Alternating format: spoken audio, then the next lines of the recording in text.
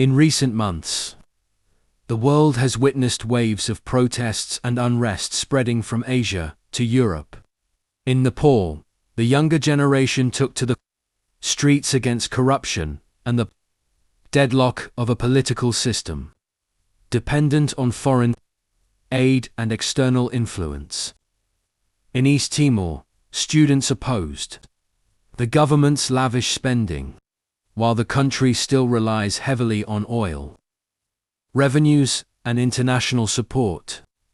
Indonesia erupted over lawmakers' privileges, compounded by the pressure of an economy dependent on raw exports and vulnerable to global market shocks.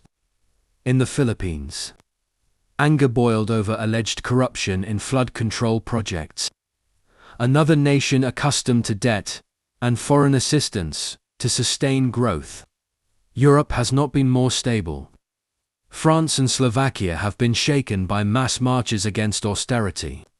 These are direct consequences of economies that overspent and are now forced to depend on EU bailout packages or the stringent policies of international financial institutions.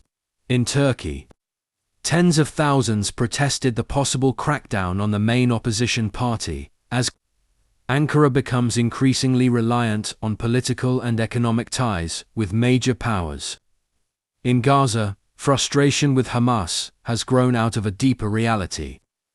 The territory's fate is tightly constrained by total dependence on aid and the maneuverings of external forces. The common thread across these movements is clear.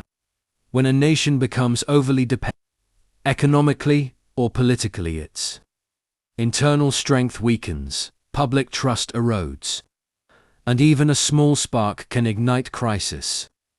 Vietnam's position. In this global chaos, Vietnam holds a unique position.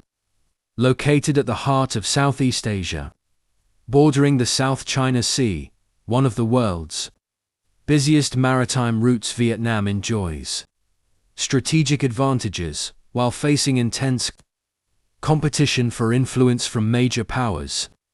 Every regional shift directly impacts the country's security and economy. Vietnam's economy has enjoyed years of strong growth, yet remains heavily reliant on foreign direct investment and exports to a few key markets. This dependence has helped the nation take off but also leaves it vulnerable to downturns or geopolitical